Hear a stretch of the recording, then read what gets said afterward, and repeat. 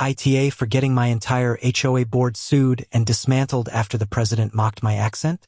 This HOA horror story started when the board president humiliated me for my Colombian accent and ended with me taking them to court and winning. Now, the board has been forced to resign. The HOA is under federal monitoring, and I was awarded a hefty sum in damages. While most of my friends are calling me a hero, some neighbors say I went scorched earth. So I have to ask, AITA for taking it this far? For context, my name is Alex. I'm a mechanical engineer who moved from Bogota, Colombia, to Florida when I was 12. I learned English, but I never lost my accent. It's part of me. I bought a townhouse in what seemed like a peaceful, welcoming community with a low-key HOA. I wanted to be involved, so I went to my first meeting with a simple question about the parking rules. That's when I met Linda, the board president. Mid-sentence, she cut me off, grabbed the microphone, and did a cartoonishly exaggerated impression of my accent. "Do you need an interpreter, dear?" she asked, scanning the room for laughs. Some people chuckled nervously. Others just stared at the floor. I felt a hot flush of shame and anger. The message was clear. I wasn't one of them. I tried to ignore it, thinking Linda was just a jerk. But then the violation notices started. First, my mailbox trim was 2 shades off the approved beige. I repainted it to their exact, ridiculous eggshell 14B specification. Then came a fine for my garden hose being visible for over 30 minutes. Who times a garden hose?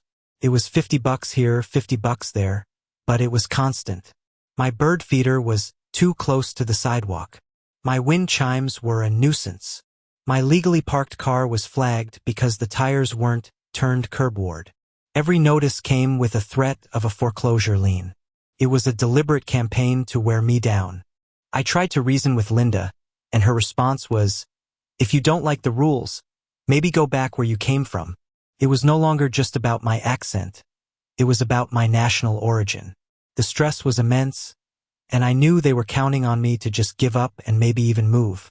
The final straw was a neon orange sticker plastered across the windshield of my brand new pickup truck, which I had just meticulously washed. It read, "Non-operative vehicle to be towed in 48 hours. Non operative." The truck was pristine. I peeled the sticker off, furious, and marched to the management office. I demanded to know what bylaw I had violated. The manager just mumbled that my truck looks junky, without any real justification. He couldn't even look me in the eye. That night, the fight in me took over. I wasn't going to let them bully me out of my own home because of their prejudice.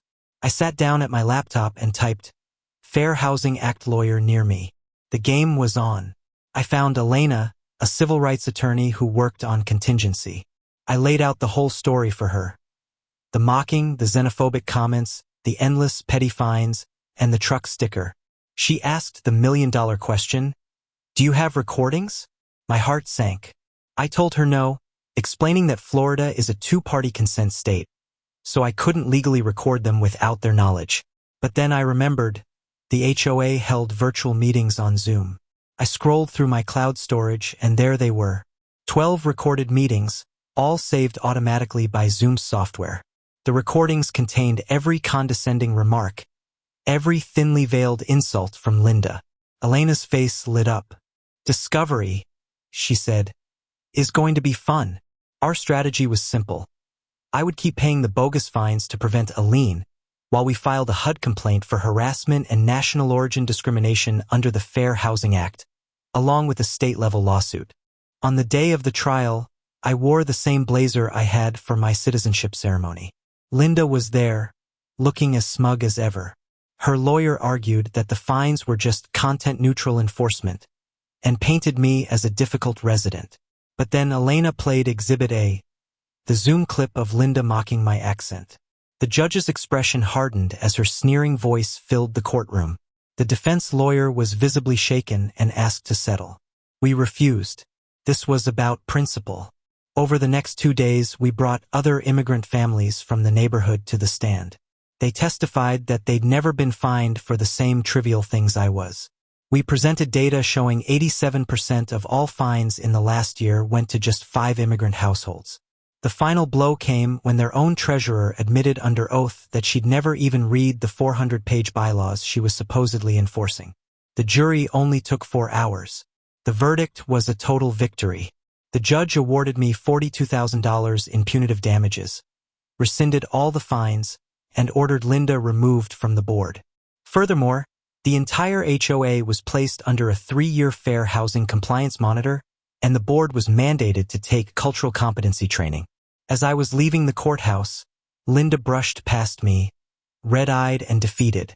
That night, the neighborhood group chat lit up. The entire board had resigned en masse. A special election was called.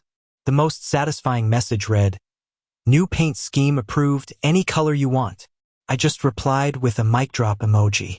While I feel vindicated, some people in the neighborhood feel the lawsuit was an extreme reaction that has created chaos and unnecessary expense for the community. They think I should have just tried to work it out or moved.